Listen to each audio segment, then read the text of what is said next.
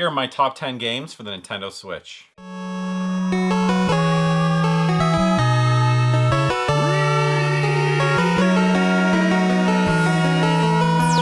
Team Canada. What's up guys, I'm SeeJayAre, and these are my top 10 games on the Nintendo Switch, kind of for the year 2017. We're now into 2018, so I thought I would look back on the year that was 2017 and go through 10 of my favorite Nintendo Switch games. I think half the list are Nintendo Switch exclusives, and I think the other 5 are games that, in my opinion, are best suited on the Nintendo Switch. So games that have been released on other consoles, but still I really enjoyed playing them on the Switch. I think the most, in most cases, I like the Switch version more than the console version. I'll kind of explain why. So jumping right into this, number 10 on my list is Sonic Mania. Really amazing that we finally got a legitimate follow-up to, I don't know, Sonic 3, I guess. There technically was a Sonic 4 released. It was supposed to be like episodic, but I think they kind of abandoned that. But a true successor to the old, Genesis Sonic games. We had Sonic Generations a couple years back, and that was a pretty good game, kind of a mix of 2D platforming with 3D. But Sonic Mania, fantastic game. Picked up the collector's edition on the Nintendo Switch. What a perfect console to be playing a 2D platformer on. Sonic Mania, I believe they brought on board a guy that was doing like kind of like homebrew versions of a updated Sonic in the 2D style, and I'm pretty sure Sega brought him on board to actually work on the game. His name is slipping my mind, but thank God they did. It seems like Sega finally got it with this one. There was a Sega Forces, I believe. I think it was Sega Forces released shortly after, which kind of had really mixed reviews. But Sonic Mania is a fantastic game with fantastic music. Really pays homage to previous Sonic titles and some of the classic levels, but still kind of building upon that. And like I said, that was one of the games that I just thought perfectly suited the Nintendo Switch. So number 9 on my list is Doom. I don't have the physical version of Doom. I have it digitally only. I got it from Bethesda along with Skyrim for review purposes. Doom is a fantastic port on the Nintendo Switch. It clearly and obviously, I don't think anybody was expecting it to run as well as the console or PC version. I played it on my high-end PC in 4K, and it was absolutely gorgeous. It does not look nearly as good on the Nintendo Switch. At times it looks bad, but it's a totally capable port. You're playing Doom on the go on the Nintendo Switch on this relatively small handheld, and the fact that you're able to do that in any sense is a real feat for the Switch. So yeah, it retains all the fun of Doom, even though there are some frame rate dips and some texture popping at times. Certain areas look much better, and then you'll kind of go into like a highly populated area with a bunch of enemies, and you'll see kind of some issues, some graphical glitches and stuff like that. But it plays really well, and it's a very fun game to play on the Nintendo Switch. So number 9 on my list is Doom from Bethesda. Number 8 on my list is Puyo Puyo Tetris. Again, this was a multi-platform release, but I think it makes perfect sense on the Nintendo Switch. Wasn't a huge... didn't have a whole lot of experience with Puyo Puyo itself. I believe I probably played it the most as Dr. Robotnik's Mean Bean Machine on the Sega Genesis, which is technically Puyo Puyo. So that's really my only experience with that game. The Puyo Puyo game is a fantastic puzzle game in its own right, and you also get Tetris, and then you get like modes that kind of combine the two, and you're playing a little bit of Tetris, and it switches over to Puyo Puyo. Really interesting strategy. Everybody kind of knows the strategy with Tetris, but it took me a little while to get used to the Puyo Puyo strategy, and this game actually does a really good job of trying to teach you some of the more advanced strategies of Puyo Puyo. So Puyo Puyo Tetris, fantastic game. Really enjoyed it. There's some really good multiplayer gaming on this. Really frantic. You're trying to screw over the other players, and it gets pretty heated in multiplayer matches. So highly recommend this one. Number 8 on my list is Puyo Puyo Tetris. I think I'm pronouncing that right. Puyo Puyo? Puyo Puyo? Puyo Puyo? Puyo Puyo Tetris. Puyo Puyo. I don't know. I'm sure you guys will correct me in the comments below. Number 7 on my list is Xenoblade Chronicles 2.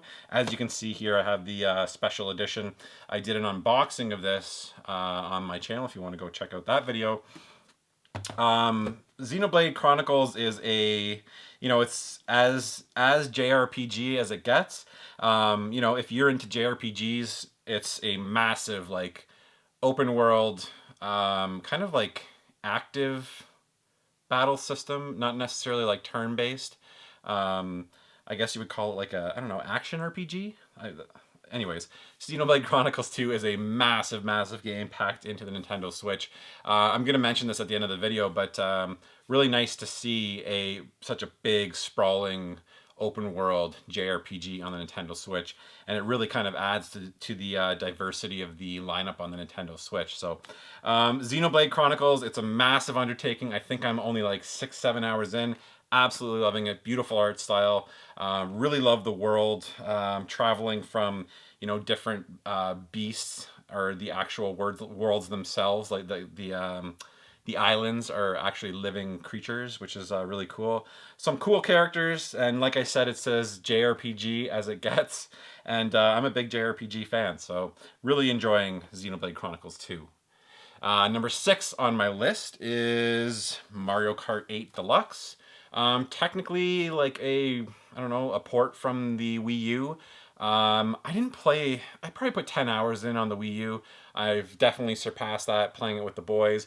The boys are now, I don't know, 2 or 3 years older than when it first was released on the Nintendo Wii U, sorry. So now I've actually put a ton more time into this, and this is probably my boys' most played game. It added all the DLC, some new tracks, new characters, and stuff like that. It looks gorgeous, and I'm gonna go back to this. Most of these games are on my list, at least half of them, strictly because I'm able to play them in portable mode. I'm sounding like a bit of a broken record at this point, but I play my Nintendo Switch like 90% of the time in portable mode. I made a video before the Switch even came out saying that I think Nintendo has it wrong. To me, it's a portable system that you can also play on your TV instead of being a home console that you can also take on the go. To me, it's a portable first, and when I look at it like that, it's easily the best portable of all time, and it's definitely approaching my favorite console of all time. I know you're doing a separate video on my first year, my thoughts on the first year of the Nintendo Switch, which I'll go deeper into my love for this system. So, like I said, Mario Kart 8 Deluxe really, gets a bump up this list, like a lot of these games, because I can play it on the go.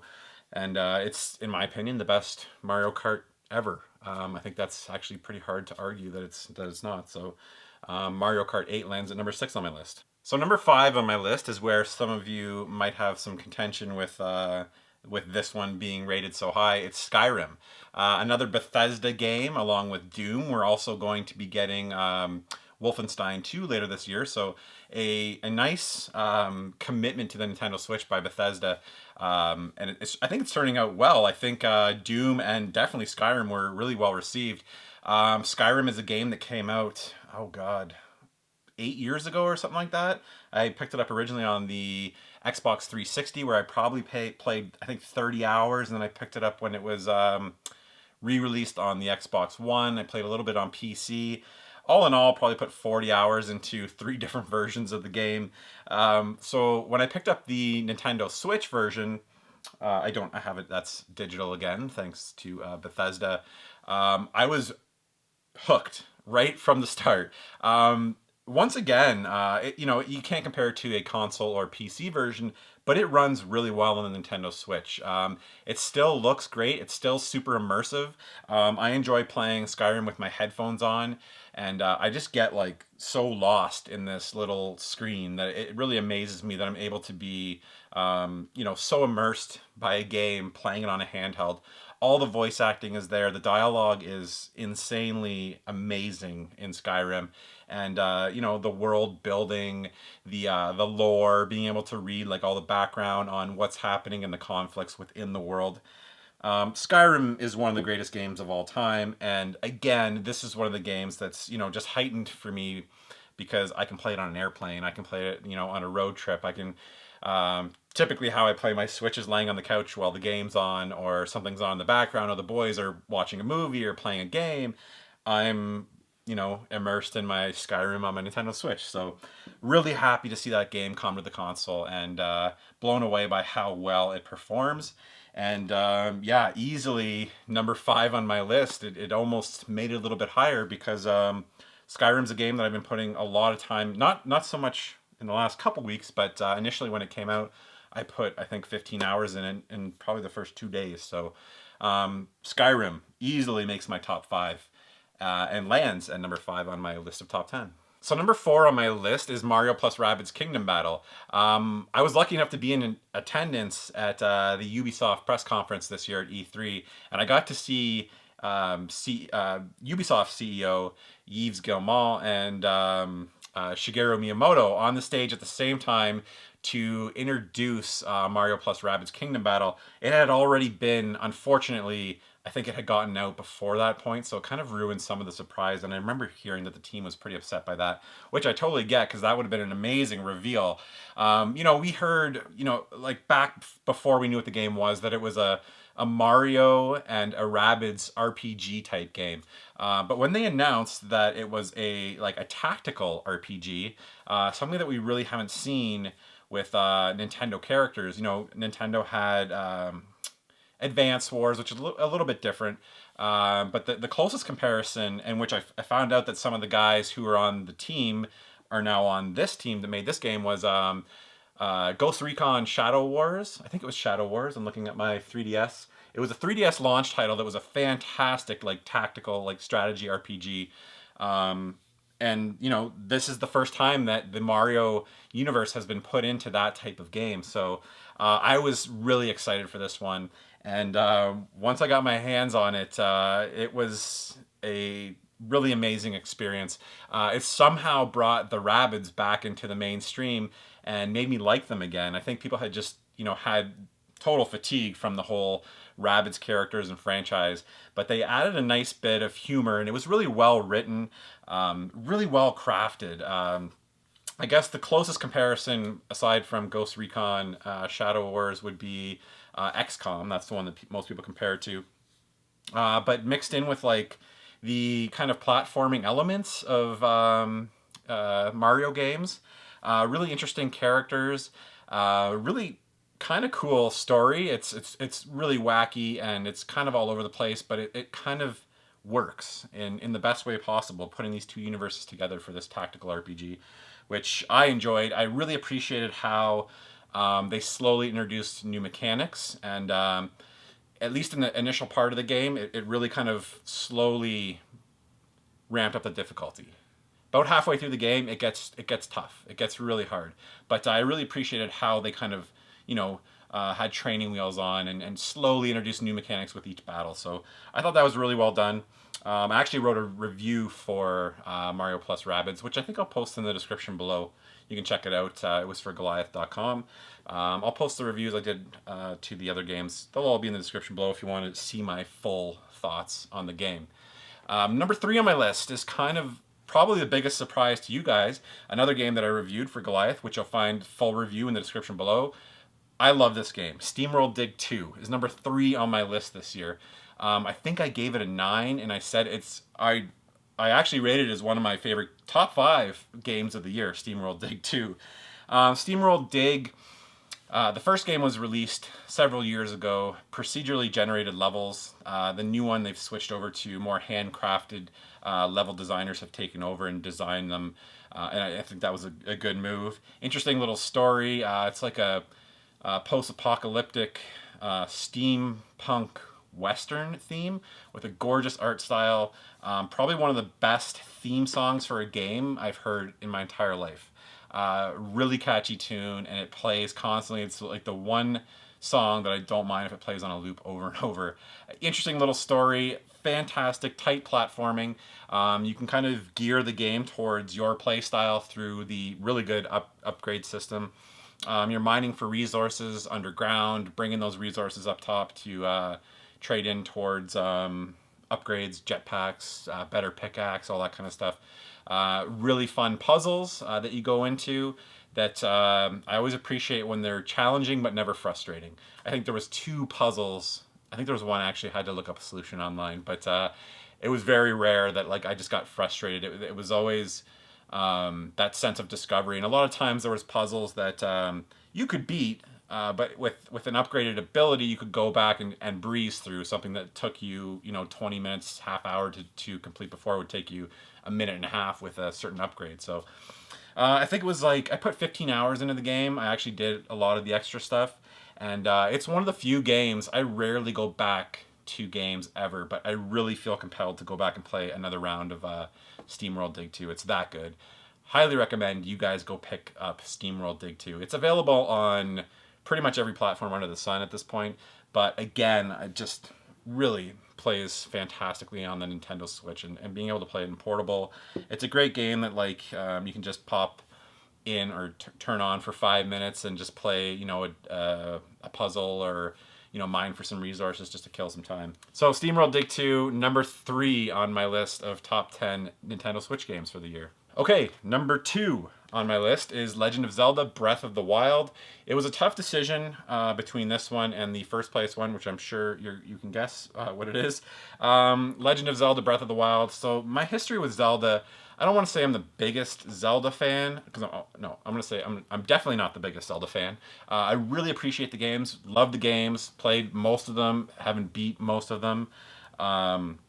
Breath of the Wild was really not a typical Zelda game. It's more like a open world, almost more like Skyrim, but with the Zelda universe and characters. This is a masterpiece. I mean, I'll talk about this in my video where I gush about the Nintendo Switch, but to get 2 of the greatest Nintendo games of all time within like a 6-month period is really remarkable. Amazing art style, great story. You can literally go everywhere you see in the world. Really enjoyed how they had like the opening initial kind of peninsula where you learned all the moves, and before you were dumped into this massive open world. That's an issue I have with some open world games. Sometimes it feels like too daunting of a task, and then I end up not going back. I thought they did it pretty well in Zelda. That initial world, I don't know, it's not an island. It's like I would call it a peninsula, where you're doing certain tasks that kind of teach you the ins and outs of how the game's going to operate, and then it lets you then open up to the rest of the world. The combat system in this game, masterful. This game has kind of taken years of refinement in open world games, like elements like from Far Cry where you're like liberating outposts and being able to attack the outposts in pretty much any way that you can fathom. The puzzles in this game, again, really genius stuff. Again, I go back to the saying, challenging but never frustrating. And there was always that sense of satisfaction of beating one of these challenging puzzles, or shrines. Sorry, not dungeons, shrines. It's been a while since I played this one, but I actually am looking forward to picking up the DLC for this, and eventually, hopefully, getting back into this. I always say I want to get back into games, but I've just got so much to play. So, The Legend of Zelda Breath of the Wild is number 2 on my top 10 list of Nintendo Switch games for 2017. Number 1 on my list, I'm sure you guys could all guess, is Super Mario Odyssey. Like I said, tough decision between Breath of the Wild and this guy here. This is the best Mario game ever made, in my opinion. I think Super Mario World was above it, but I think this is just like kind of peeking over right now. I don't want to say it's just like knocked Super Mario World. There, let me get a better visual here. Super Mario World, where are you? I should really alphabetize these. Super Mario RPG, Super Punch-Out, Super Mario Kart, Super Mario World. Okay, Super Mario World. Here's a visual representation of my top 2 favorite Mario games: Super Mario World and Super Mario Odyssey. Right about there. It hasn't knocked it out. It's just kind of peeking up over Super Mario World for me. So yeah, that's a huge testament. Probably more like the spiritual successor or direct successor to Super Mario 64. I guess the best thing I can say about this game is I've never played a game so much in my entire life where I just had like a never-ending smile on my face. This game to me was just pure joy. It really blows me away that a franchise that's been around for over 30 years, these geniuses at Nintendo are still able to somehow innovate, and coming up with the cappy mechanic was a genius way to, introduce new abilities to Mario, and kind of justify that without kind of breaking the traditional Mario lore. Really fantastic worlds, some of the weirdest stuff I've ever seen in a video game in my entire life, and I mean that in the best way. I got a chance to play a little bit of this at E3 this year, and I just left like in shock at how weird it was, in the best way possible. Like I loved how wacky and strange the game seemed to be. Running around with actual humans in New Donk City, that special event in New Donk City was probably my favorite part of the game. I won't spoil it. There's a special event in New Donk City. If you've played it, you'll know exactly what I'm talking about. Probably one of my favorite games of all time. It's probably my top 5 games of all time. I think that's safe to say. Eventually I need to narrow down exactly what is my top 5 of all time. That'll be in an upcoming video. Actually, you know what? I'm going to do that video, I promise, sometime in February. I will do a top 5 games of all time for me. I'll spoil it right now. My number 1 game of all time is Metal Gear Solid. I get asked that a lot, so... Back to Mario. I love this game. It's number 1 on my list this year. I'm sure it's number 1 on most your list. I would love to know what let me know in the comments below what your top 3 favorite Nintendo Switch games were this year. I'm sure, like I left out ARMS, I left out Splatoon. Those are great games. ARMS is a great game. I really liked ARMS. Awesome that Nintendo has introduced yet another franchise, much like they did with Splatoon on the Wii U. It's so cool that Nintendo's finally coming up with some new stuff instead of just recycling, old games, which I mean I love, but really cool that they came out with 2 new franchises that are going to probably carry forward for till the end of time for Nintendo. I'll go deeper into what I would like to see from Nintendo, my thoughts on Nintendo's first full year when it gets closer to the anniversary of the first year anniversary of the Nintendo Switch. I'm going to go deep into a video basically gushing about how much I love the Nintendo Switch. So thank you guys so much for joining me. Like I said, let me know in the comments below what your top 3 Nintendo Switch games were for 2017. If you enjoyed this video, do me a huge favor, hit that like button. Feel free to hit the notification bell. You'll be notified when I'm going to post new videos. After this video, hopefully on Saturday, you'll be seeing the Game Room Tour for 2018. So, like I said, hit that notification link. When the Game Room Tour is posted, you will be notified and you won't miss it. You'll be one of the first people. If you get there quick enough, you can comment first. That's always fun to do. Thank you so much for watching, guys. Until the next episode.